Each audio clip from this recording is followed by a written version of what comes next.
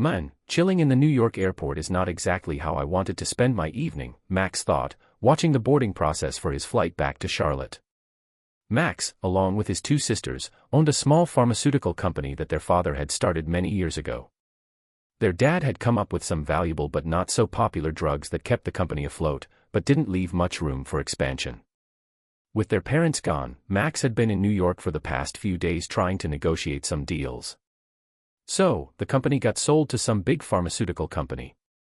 Max and his crew of lawyers and brokers sealed the deal today and left the paperwork to the lawyers to handle. Max was hoping he could make it home tonight, but it didn't look promising. The last flight to Charlotte was all booked up and he was third on the wait list. He didn't even bother calling his wife Camila because he didn't know what to say. So, he just sat at the bar, keeping an eye on the gate, sipping on his second gin and tonic, thinking about the deal and all the cash he and his team were gonna rake in. The guy's sisters are gonna split over $10 million with him, plus he's gonna get a nice payout from Big Pharma for a while. That means a whole new lifestyle for him and Camille.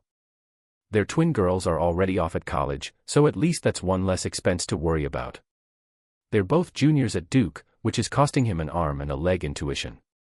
But once the deal with the pharmaceutical company goes through, all of that will change. Meanwhile, boarding was almost done and the agents at the gate were getting the last passengers on the plane. And then, a little miracle happened during boarding.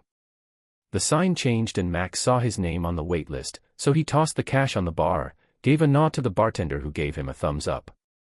He grabbed his briefcase and duffel bag, then bolted for the exit.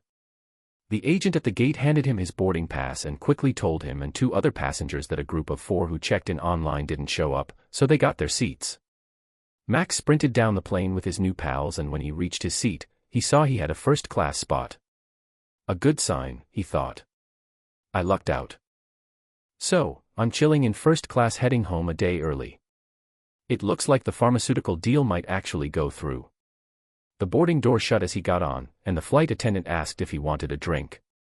As they were taxiing to the runway, he figured he deserved another drink, so he had another GT and passed out dreaming about a future with him and Camila, always flying first class with plenty of cash. The jolt of landing woke him up, and he eventually made it to the taxi stand to catch a cab home since he had left his car. Max had driven his pickup truck to the airport a few days ago, but now he was tired, a bit tipsy, and it was way too late to ask Camille to pick him up. They lived a few miles outside of town, so the cab ride was pretty long and he ended up dozing off. The driver had to shake him awake when they got there. Max paid him, gave him a nice tip, and stumbled out of the taxi. It had been a long, hectic day and night, and all he could think about was crawling into bed with Tsila. As the taxi drove off and he turned towards the house, he saw something that caught his eye. Max was completely shook when he saw a fancy gold Mercedes parked in front of his garage. It was late at night, past midnight, and the whole house was dark. He had just talked to his lawyer's assistant, Camille, around noon, and she didn't mention anything about someone coming over so late. Max tried to push away the scary thoughts and instead focus on a happy idea that would help him relax. Waken up sleepy Camille took Max just a few minutes, but his brain wasn't on the same page. He meandered towards the door in the passage between the garage and the house, unlocking it and entering the quiet house. Slowly, he made his way through the kitchen and up the stairs to their bedroom. The door was open, like they weren't expecting anyone. Max stepped inside, and then it closed behind him. His brain just shut off, he stopped breathing, and even his heart seemed to stop beating. He couldn't believe his eyes. Camille was fast asleep, laying naked on her side of the bed with her arm around the man, who was also sleeping and even smiling in his sleep. Max stood there for what felt like forever, but eventually, his brain started functioning again. He glanced at Camille's hand on the man and they were both snoring. This shattered Max's heart. Until tonight, he actually liked hearing Camille snore. It was almost like a quiet purr to him. Max realized he used to think her snoring meant she was. Man, I used to feel so damn safe when I was snoozing next to Max. His soft purring would lull me right to sleep. But now, I'll never hear that snoring again, never cuddle up next to him. My heart is shattered. As I looked at the dude's clothes all neat and folded on the chair that Max always sat on, I could feel the anger bubbling up inside me. I grabbed my pants, wallet, and keys, but then I hesitated. I needed to think this through a bit more. Go grab the tennis racket from the bedroom closet and use it to whoop the up. He thought about also giving Camille a beating. But, as satisfying as these actions might be in the moment, they could cause some serious trouble for Max in the long run. Another thought started to take shape in his head. He whipped out his phone to snap some incriminating photos. As the idea grew, Max finished taking pictures and then gathered up all of their clothes and shoes. There was a big dude, while Max was 5 feet 10 inches and weighed about 160 pounds. The looked like he was at least. So, this guy, way taller and way heavier than me, thought it was a good idea to carry a tennis racket.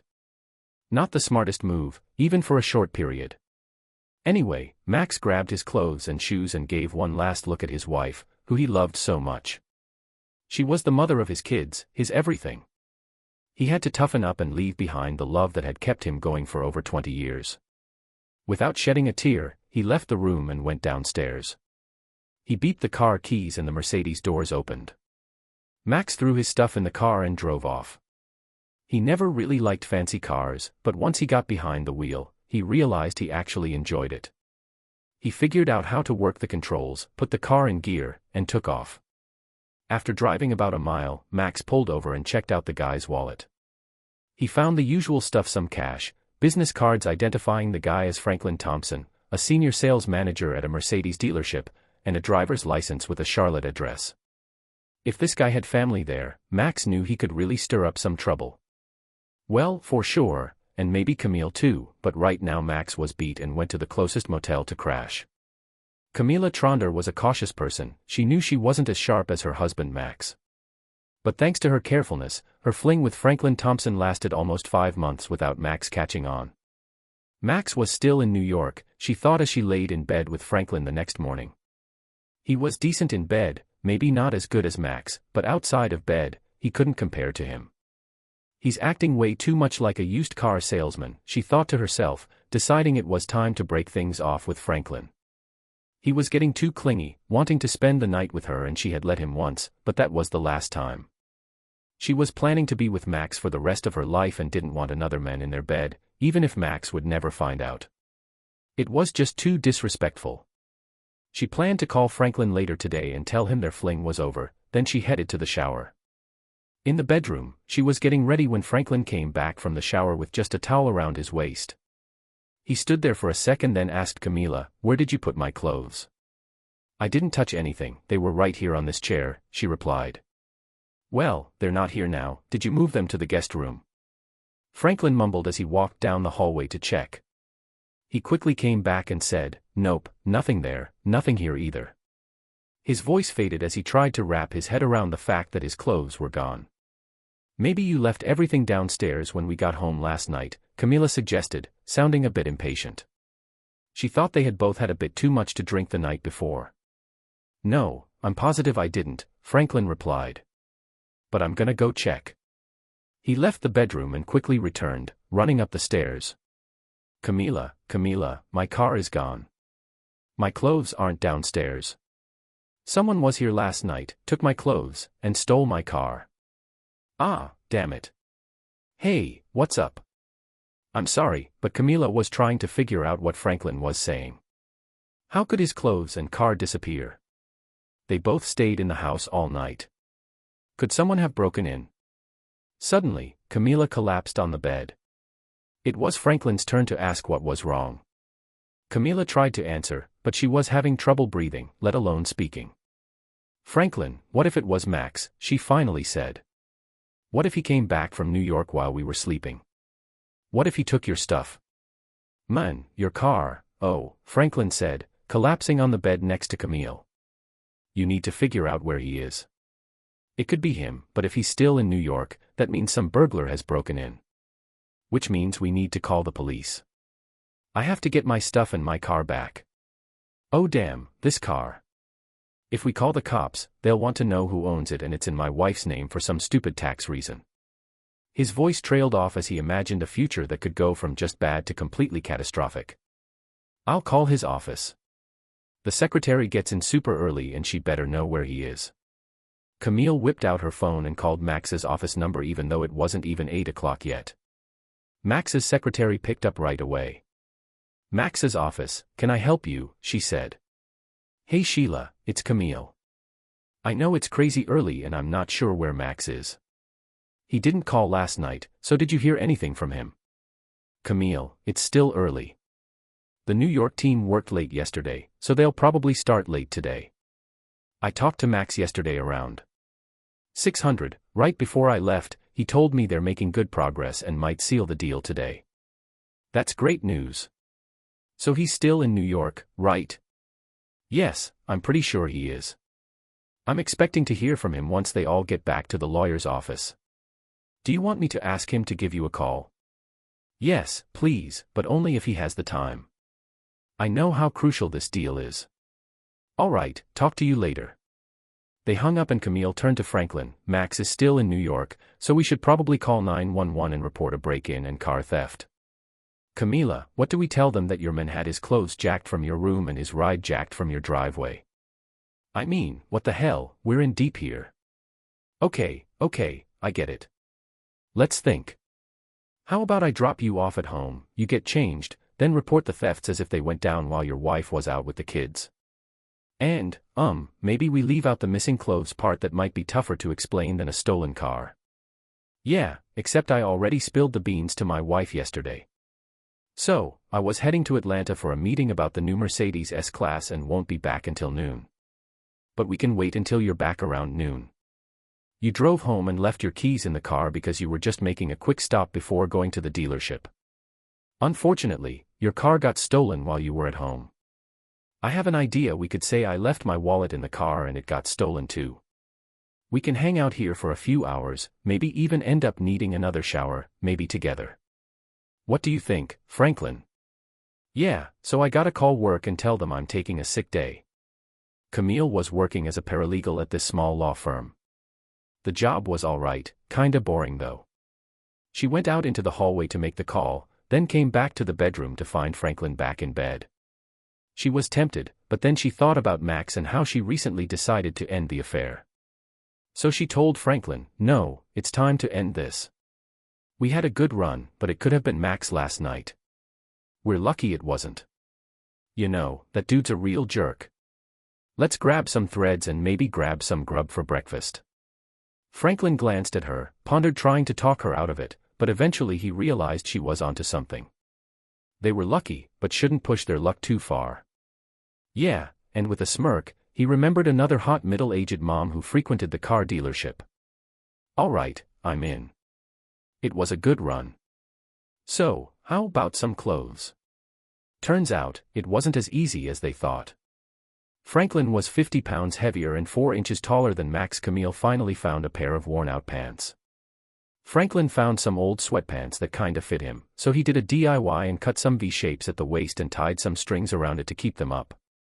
He also grabbed a sweatshirt that had turned pink from a bad laundry job, so he trimmed the sleeves and cut some holes at the armpits to make it work. Franklin was all dressed up and ready to go. She thought about making a joke about the clown's outfit but just smiled when she saw his expression. They decided to chill and watch TV until it was time to head over to Franklin's place. That morning when Franklin realized his clothes and ride were gone, Max rolled up to the crib listed on Franklin's license. It was a dope house, with a lil bike chillin' by the garage. Max sat in his ride for a bit, pondering and wondering, but not shedding a tear. His night at the motel flew by, and he only went for a run at sunrise. He was kinda surprised he didn't feel ******, maybe he was still in shock. He walked up to the front door, pulling out Franklin's stuff. So, this guy with his ID in his wallet showed up at the door, and this cute, kinda stressed out young woman in her 20s answered. Max was dressed in a suit he just bought in New York the day before, with a wrinkled white shirt and no tie. He didn't look too sharp, but he was trying not to come off as sketchy. He flashed Franklin's driver's license at the woman and pointed at the fancy gold Mercedes. Before he could say anything, she slammed the door in his face, but then she opened it again a few seconds later, holding her cell phone in her hand. I have 911 on my phone and I'm ready to press send if you don't tell me my husband is okay, ma'am. I have a photo on my phone of your husband and my wife in bed at night, naked and fast asleep. To be honest, I don't think there's anything wrong with your husband or with my wife either. If you want to call 911, call 911 and I'll just wait in the car. They looked at each other for a moment until her face fell and she opened the door. Come on in, she was about to say something when they both heard Mommy coming from the kitchen.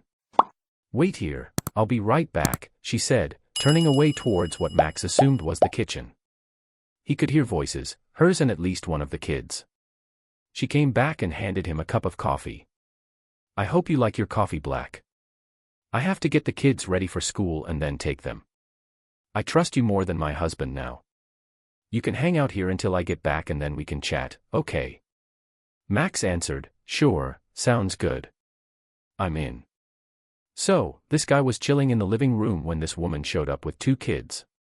She was like, hey, this is Dad's friend, and then bounced out the door with the kids. Max just sat there, sipping on some crappy coffee, debating on calling his office but ultimately just stayed put. When the woman came back, she quietly went upstairs for a bit and then came back down looking all put together, with her hair done and some lipstick on. She shook Max's hand and introduced herself, apologizing for. So, here's the deal, I'm Molly Thompson, married to Franklin Thompson, who's fooling around with your wife, Max. I couldn't help but chuckle at her choice of words, it felt good to have a laugh. You're spot on about what's going on right now. Name's Max Tronder, and my wife is Camila Tronder. Last night, Franklin spilled the beans and Molly started crying. I'm divorcing Camila, and those photos will definitely come in handy. If I get a good deal, I can text you the details. Do you want me to send them to you? Yeah, I think I should have them, Molly replied, staring at Max with a blank expression. He reached for his phone but paused when she said, wait, don't send them to me. If I see those pictures, I'll never be able to forget them. You hang on to them, and if I need them, I'll give you a call. Sure thing, Max agreed. But just so you know, I won't be at this job for much longer, and I'll be moving out of this house soon. I'll pass along my new contact info. Hey, if you ever need a photographer or some help with a divorce, you can always hit up that lawyer guy. Thanks, Molly said. But what do we do now? Are you giving back the car or are you gonna wait for Franklin and maybe throw down with him? You've seen him, he's a big dude, even though he's packed on a few pounds. Yesterday, he was supposed to be in Atlanta for some car thing and staying overnight. He should be back home this afternoon. You know, I kinda dig this car and I've never driven a Mercedes before. You know, I reckon I'll hang on to it until someone makes me give it back. Your hubby, or should I say, goes by the name of. Molly cracked up, and then Max chimed in, both of them just needing to let loose. Actually, the car's registered under my name for tax purposes, I reckon. Franklin, or should I call him, should transfer it to my name since I drive it more than he does, Molly said, pausing for a moment before continuing. You know, since this car belongs to me, I can give you a permit to drive it, and the cops won't have a problem. Give me a call to make sure you didn't get caught by the cops. Max thought it was a good idea but didn't reply because Molly was still figuring out the plan. Oh, and she mentioned that there have been a bunch of burglaries in our neighborhood lately. You've got Franklin's keys and clothes, so if the spare key we hid in the backyard is gone when he arrives, he might try to break in. And if our security system is on instant alert mode, he'll definitely catch some unwanted attention from the cops. Molly, I think I'm falling for you all over again. Awesome, chill out. Franklin can wait until the kids and I get home from school this afternoon. I can pick them up and we can go to the park for a bit. Let's give him some more time to get into even more trouble. Whatever happens, please keep me updated, especially if he gets in trouble with the cops. Call me when you need your car back, I don't want you getting into any trouble. We're done now, you need to leave and so do I. Max drove off in a gorgeous gold Mercedes, wondering how much the same one would cost. If only Molly had a spare key in a nicer color. She handed him the permission slip and he just assumed she would have the hidden key, set the alarm, and leave for the day. Camille and Franklin got to Franklin's place around noon. Camille dropped him off and quickly took off like she was trying to dodge something. Franklin walked up to his front door, hoping it wasn't locked because Molly was home, but also afraid she might be there. Of course, it was locked, so he hurried around the house to the back door. He was in a pickle when he realized the spare key was gone from the backyard. Oh, he muttered, staring at the back of his house. He thought about breaking in, but the back door was locked too. He had no choice but to force his way in. He checked the windows along the back wall to see which one to break. He settled on the window into the family room since it was the biggest and would give him more room to get inside. He grabbed a branch and broke the window. He was about to trim a tree when he noticed the window. Since he was barefoot, he needed a way to get through the broken glass. He decided to use 2 chairs from the back porch to climb over and avoid the sharp edges. After taking a few deep breaths, he was ready to go. Franklin threw a branch through the family room window, but it shattered loudly and unfortunately for him, it didn't go as planned. Shit, shit, shit, Franklin cursed under his breath as he heard the blaring home alarm and saw the police car cruising down the street. Molly had gone and called the cops that morning about the break-ins happening in the neighborhood, making their situation even worse. Franklin scrambled to get inside and shut off the damn security system, but he wasn't quick enough. The cops told him to freeze and put his hands up as they approached the house. Franklin looked back and saw 2 officers staring him down. So, the guy with the guns just did what they said and only kinda scratched his legs a bit as he got off the chairs and backed away. Officers, I can totally explain, he started to say, but one of the cops just slapped handcuffs on him, not even giving him a chance. They read him his rights and then asked if he had anything to say. Yeah, this is my place and I, didn't have my key so I broke in to grab some clothes and make a call to work, the guy said. The cops were eyeing Franklin's tracksuit, maybe thinking something was off. Franklin was wearing clown clothes when one of them asked him if he had any ID. No, not now. You see, I lost my car and all my clothes and stuff, and I just need to get inside so I can get some real clothes. How did you lose your car, sir? Well, last night I stayed at a friend's house and this morning the car wasn't there. It just wasn't. Have you reported it missing? Maybe you left it in a bar somewhere. Franklin was confused. He didn't want to say where he was or why he didn't report the car. He was missing, but he didn't want to get busted for trying to break into his own house. The handcuffs were super uncomfortable, so he came up with a plan. He suggested, "You can call my wife, she can confirm who I am. Maybe you could bring me to my office so I can get someone to help me grab some clothes." He knew he had to deal with a bunch of nonsense at the car dealership, but it was way better than ending up in jail. One of the cops took Molly's number from Franklin and went to give her a ring. "I could hear the cops talking, ma'am. This is RI from the Charlotte PD. We're at the address he gave and we found a guy who says he's your hubby. He tried to break in because he lost his clothes." "Yeah, no, we'll take care of it, ma'am. Thanks." He turned to Franklin and said the lady's husband is in Atlanta. She thinks he's a burglar trying to break in and hopes we throw him in jail. Locking him up for good, but Franklin was on the verge of tears as the cops escorted him to their patrol car to bring him to the station. Meanwhile, Camila showed up at her office hours late, but she's determined to make up for lost time. She can't stop thinking about Max, as she still hasn't heard from him. She tried calling his cell phone, but no one picked up. Then she called his office. "Hey Sheila, it's Camila again. I'm starting to get a bit worried about Max since I haven't heard anything from him. Do you have any updates? I guess this means he's still in New York dealing with the lawyers, but it's not like him to not call. You seem a bit worried, so I'll give them a ring to check on him. Either he or I will call you back in a bit. Thanks Sheila, you're the best secretary ever." A few minutes later, Camila got a call back. "Camila, this is Sheila. I spoke to one of the secretaries at the law office, and she said Max left late yesterday trying to catch the last flight to Charlotte. I called Max on his cell. Called to check on him, had a chat with him and he said he'll call back later. Thanks Sheila, and thanks Camille," she said before hanging up. A feeling of dread started to creep up in her stomach. After speaking to Sheila, Max hung up and drove his gold Mercedes to meet with a divorce lawyer recommended by his longtime business lawyer, Fred Thomas. He trusted his business lawyer and hoped he could trust his divorce lawyer as well. "Mr. Thunder, please have a seat. Miss Reinhardt will be with you shortly," the secretary informed him as he took a seat. Text translated into colloquial English, feeling a bit better after seeing the lawyer's office, not fancy, but not cheap either. Just as he started to stress, a 50-year-old slightly chubby lady with dyed red hair walked in. Mr. Thunder. Max stood up and nodded as she said, "I'm Anna Reinhardt. Fred said to take good care of you. Let's chat in my office." Max followed her into a nice, but not super fancy, office. He grabbed a coffee from the secretary and started telling his story. Yo, so this dude found out his wife was cheating and he wants a divorce. He's trying to protect his assets, especially from selling his company and his sister's company. He left out the part about the golden Mercedes cause he thought Anna might laugh. Max, can I call you that? He said yeah, so she kept going. She's like, I'm Anna and I got some decent news for ya.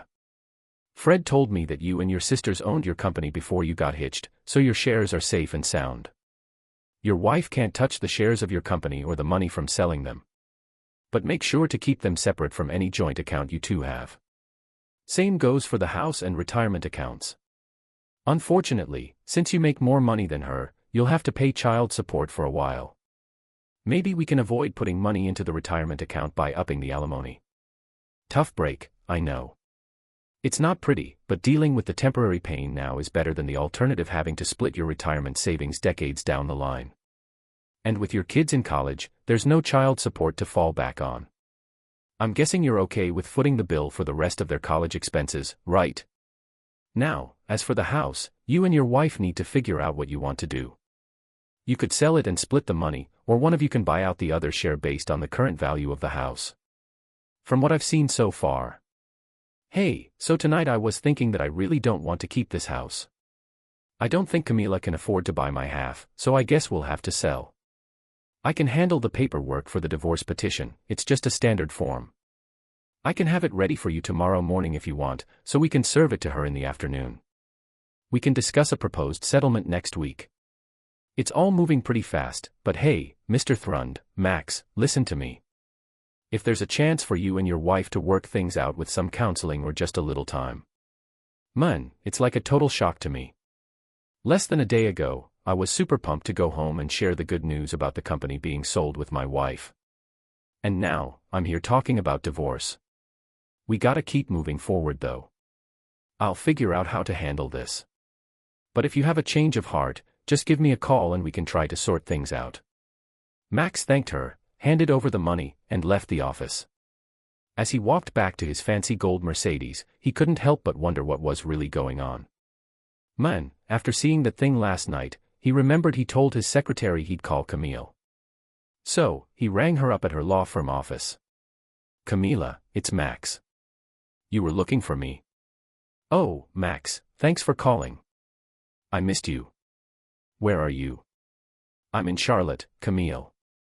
When did you get back? The uneasiness in her gut came back, reminding her of last night. I got back last night, he replied, and the tension between them grew. Camila leaned back in her chair, knowing what was coming next. Had to keep talking, but she could hardly breathe, let alone talk. Camila, I'm gonna hang up now. No, Max, no, she managed to get out. Please, please, can we meet somewhere? I need to see you, just for a few minutes. Max hesitated. This woman was his love, the mother of his daughters, the most important person in his life for over 20 years. Okay, Camila, the Center Cafe at 6. The reality sunk in even deeper. Camila had to agree, but the Center Cafe was where she and Max had first met, a long time ago, both of them just hanging out. Ever since they became friends, this cafe had a special meaning for them. Now she was worried why Max had suggested meeting there. But she had to agree. Yes, Max, I'll see you there. And please, listen. I'm sorry, I love you. Max hung up. Camila sat down and cried, feeling the pain grow inside her. Camila arrived at the cafe early, but Max wasn't there yet. She ordered a glass of wine and sat there, reflecting on what a horrible person she had been. Her first real sexual experiences were with big, tough football players in college. She fooled around in high school too, but those experiences were different. College football players were pinning her down, making her feel helpless. When Max arrived, she thought she had gotten over this feeling of helplessness. Max was everything she needed: strong in bed, loving, a great father to the girls, and a good provider. That would have been enough if it wasn't for the plane ride back to Charlotte from the West Coast. Max was visiting a pharmaceutical company trying to sell a new drug, and she had gone with him for the weekend before his meetings started. Flying home alone on an overnight flight, she sat So, there was this big dude sitting next to her who turned out to be the coach of some local NFL team. They were chatting, drinking way too much, and she ended up falling asleep with her head on his shoulder. When she woke up, she realized his hand was between her legs under her skirt. Looking back on that night, she knew she should have screamed or at least pushed his hand away, but Camila didn't do any of that. Instead of feeling guilty, she only felt relieved that Max didn't show up until later that week when she and her body had recovered. The whole situation had a weird vibe to it. Man, that coach only stayed in Charlotte for a hot minute. And Camille could have stayed loyal to Herman if he hadn't hooked her up with some random dude from the practice squad before he bounced. This guy wasn't even a big shot or a rookie, but he was just as good in the sack as the coach. Camille was low-key thankful at first, but eventually the guilt hit her. She wanted to stay true to Max, so she ended things with her side piece. She thought she was done with cheating by the time their daughters went off to college. She really loved Max, man. They were having a great time chilling together while the girls were out, but then Max went and did something nice for that sneaky snake. He said it was time for her to upgrade to a fancy new car, and she stupidly decided to check out the Mercedes dealership. That's where she met Franklin Thompson, who didn't sell her a car but managed to woo her into bed. She knew it was a bad move, especially since Franklin wasn't all that great in bed. She had gotten away with her past flings, but this time she knew she messed up. She thought her marriage was fine, but now she and Max love each other more than ever. She wants to stay loyal and not sleep with a jerk like Franklin. Letting him spend the night in her bed would have been a huge mistake, even if Max didn't find out. But she let it happen, and now she's worried about the consequences. "Hey Camila," Camille looked up and saw Max standing there. He looked a lot older than when he left for New York, and she knew it was her fault she had betrayed him. "Hey Max, thanks for coming. I really don't know where to start with how sorry I am.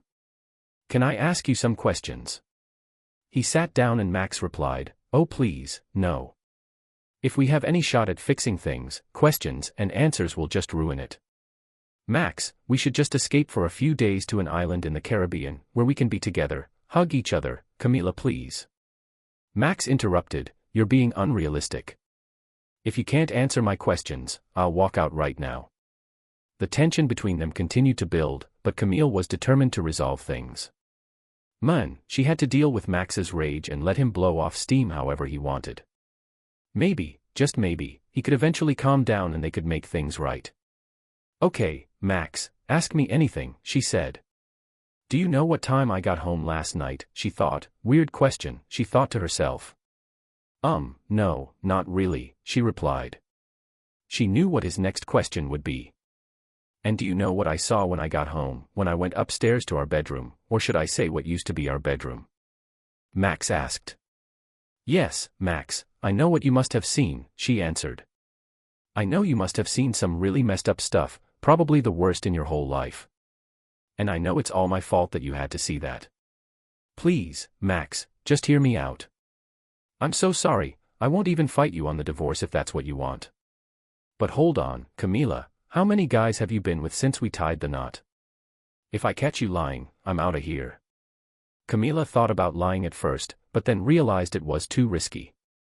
And then, "I was thinking that our marriage was pretty much done anyways.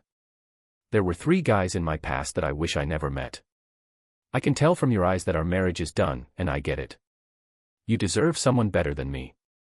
I'm willing to do whatever it takes to try and fix things, but if you're done with me, I get it. Call the lawyer Camila tomorrow, the divorce papers are coming." Max got up and left, leaving Camille too shocked to even cry at first as she processed what just happened. The snake in her stomach bit hard and she started crying. Max walked out of the cafe, thinking about how he and Camille first met there decades ago. He wondered if this meeting would be the last time they ever had a real heart-to-heart.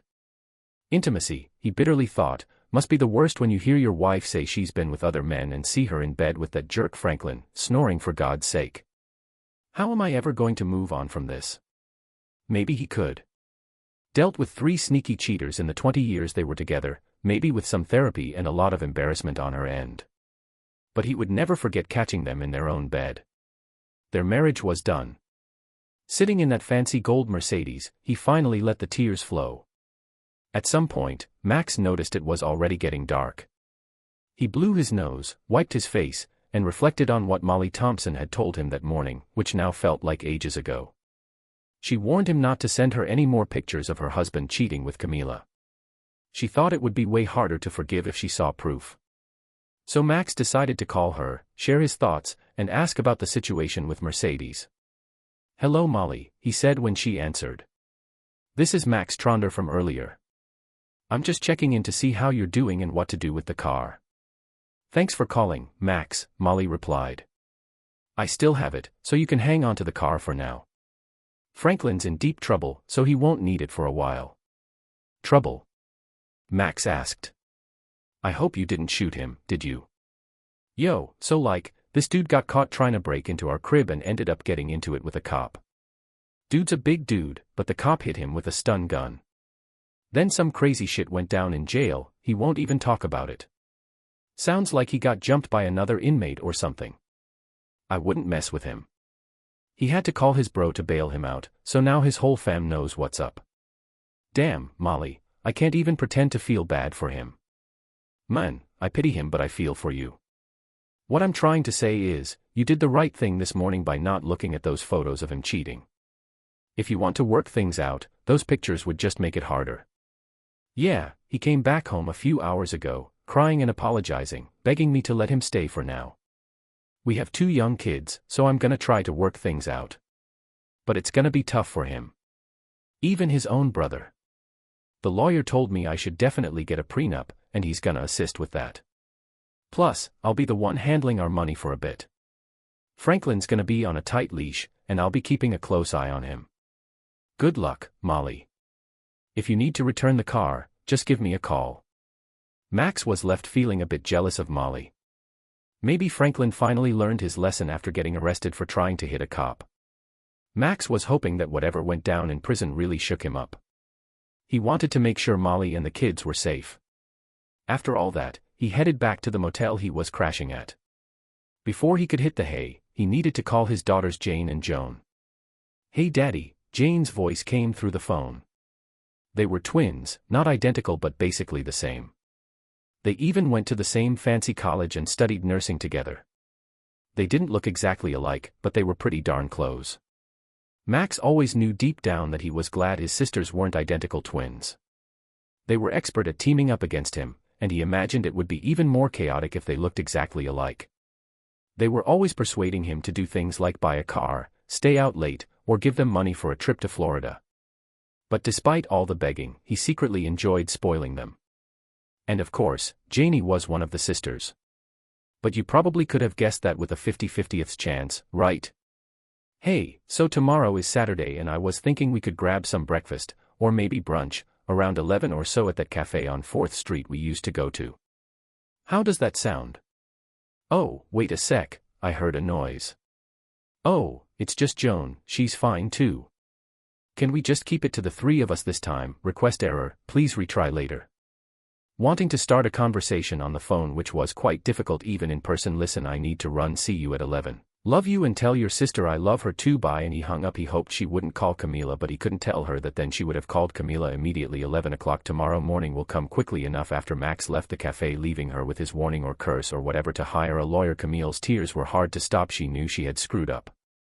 Had screwed up everything, her marriage, her family, her whole life. She knew that her daughters would find out, her parents would know, all her friends would know. She would probably lose Max and her home, and Max, poor Max, seeing her lying in their bed naked, probably with that damn Franklin who had a boner. This scene must have nearly killed Max, and Camille's tears continued. Finally the waitress came over and asked if she needed to go to the L's room. Camila choked back her sobs and managed to say no thank you. She paid the bill and left, heading to the house that would soon no longer be her home. When she got there she found some gin, just the wrong amount, not enough to make her pass out but too much to help her figure out how to get Max back. After she drank it all, it helped her fall asleep, hoping for some miracle that would bring Max back to her. Max was sitting in the bed at 11 o'clock the next morning when his daughters entered. He reviewed and approved the draft divorce petition early in the morning, then drove 2 hours from Charlotte, using the time to figure out how and what to say to Jane and Joan. But first, everything is as usual: hugs and kisses. How is school? How is work? Food ordered and eaten, please, cleared. And then finally real conversation. "Dad, we know something is wrong," Joan began. "You look a little sick. Are you here to tell us you have cancer or something? And if so, where is Mom?" "Girls, yes, I have really bad news, but nothing physical. No one is going to die, and it's Mom." Jane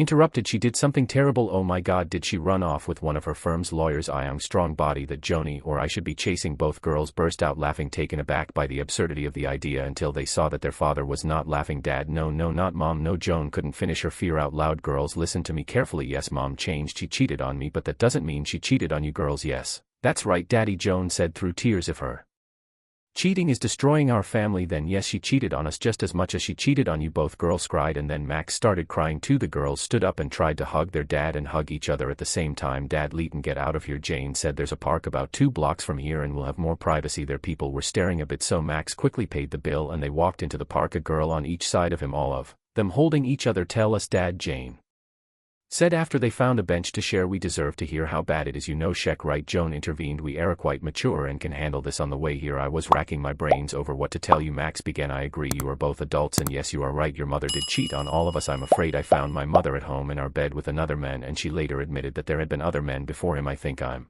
still in a bit of shock, but I know that she and I won't be able to recover from this. I've already talked to a divorce lawyer and mom is getting a divorce petition today. More tears and then finally silence as they all thought about the news and what their future would be like. Girls, no matter how bad it is, you need to put yourself in your schoolwork first. Enough money to pay for your senior year here at Duke, and if either or both of you want to do graduate work, I suspect I can find some money for that too, but there is a quid pro quo here. They looked at him. What did he mean? I'm happy to pay for your education, but I expect you to work hard and get good grades. Yes, what mom did makes it difficult to concentrate on school, but you told me that you are adults and real adults, mature, disciplined people can handle such adversity, right? They looked at each other, cried again and hugged him. Yes, daddy, you are the best and we absolutely positively will not let you down. Joan encouraged him while Jane looked thoughtful. Dad, Joan is right, we won't let you down, but what about you? Will you be okay? What are you going to do? Well, you can think about a lot in a 2-hour drive. First, I want you both to know that what you said does not surprise me, Adele. I know you will continue to do well in school and I will continue to be proud of you. As for me, what my mother did beat me up pretty bad. I could crawl into a hole and just,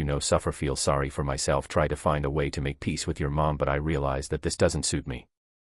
I've spent my entire adult life caring for other people. When I started working for my grandparents' company, I took care of them, and then after they left I took care of my sisters as they owned their shares in the company, and then I took care of my mom and I took care of you. Girls, it sounds like I'm complaining, but I'm really not. The company will soon be sold and this will relieve me of responsibility for my sisters. Camila left, and you guys, I promise that I will be happy to take care of you too.